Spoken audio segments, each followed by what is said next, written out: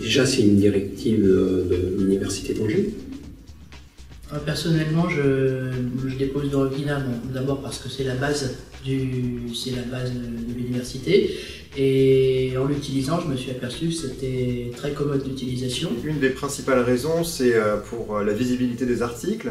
Le fait d'avoir une archive ouverte permet d'une part aux enseignants de l'université et chercheurs de l'université d'avoir accès à tous les articles de l'université, publiés par des chercheurs d'Angers, mais aussi à des chercheurs qui n'ont pas accès à ces articles habituellement et de pouvoir lire nos publications et par conséquent les citer. Donc ça a un impact aussi sur notre visibilité à l'échelle nationale et à l'échelle internationale également. Le produit de notre recherche immédiat qui est diffusé alors que sinon ça reste souvent des cartons sur des rayons de bibliothèque. J'y vois qu'un avantage, c'est de mettre en avant leur production, la production scientifique. Alors, je dépose tout ce que je peux, je dirais. Donc d'abord en priorité les ouvrages, les directions d'ouvrages. Dans Okina, nous déposons tous nos travaux scientifiques, les articles à la comité de lecture, les brevets, les conférences, les communications. Ce qui est déposé dans Okina, en fait, c'est l'ensemble des publications du laboratoire. La base de données permet de déposer énormément de supports différents. Donc, tout ce qui est intéressant et valorisant pour le laboratoire, on essaie d'encourager nos chercheurs à déposer un maximum de références. Les fichiers, pas forcément systématiquement attachés. Je fais un dépôt systématique de tous les documents qui sont associés à la publication, ou à un poster, ou à une conférence. Selon mon humeur, je suis les recommandations proposées par Sherpa Romeo ou pas. Nous mettons tous les documents attachés, même ceux issus des articles des éditeurs. Bon, personnellement, je le trouve très simple.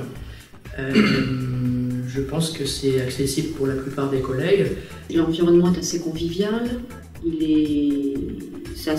Pour moi, personnellement, je le trouve assez intuitif. Après, je ne sais pas si c'est l'avis de chacun.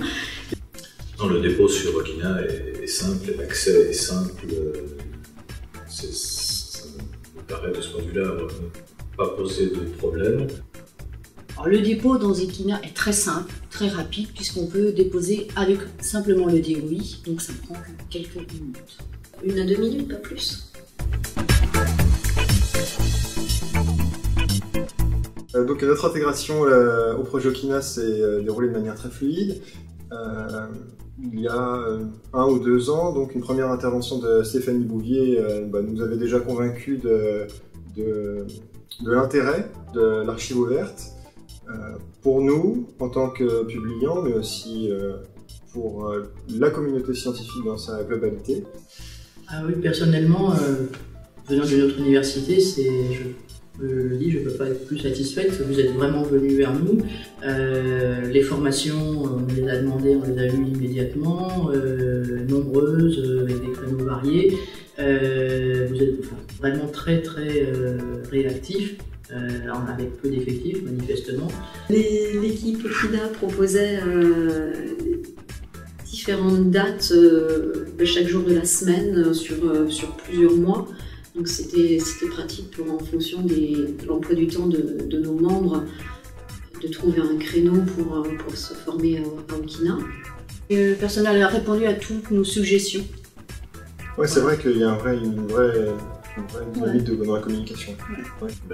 On sent une réactivité, c'est pas qu'on sent, c'est qu'il y a une réactivité constante. Le moindre problème, le moindre projet, la moindre interrogation, on a une réponse pratiquement dans les 5 minutes. Donc, on peut difficilement être plus réactif. C'est donc vraiment pour nous un atout majeur. On s'est investi, nous avons été proposés d'être dans les laboratoires pilotes au départ. Et c'est une expérience que je ne regrette absolument pas.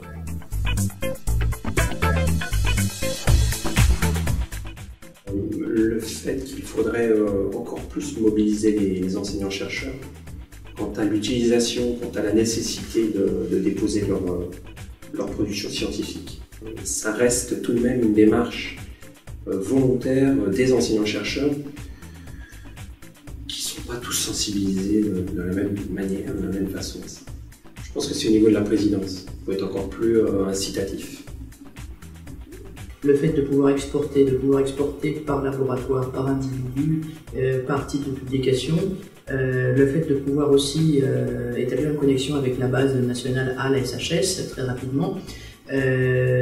Donc le souhait, c'est que ce système puisse arriver à s'imposer par-delà des intérêts particuliers de clans.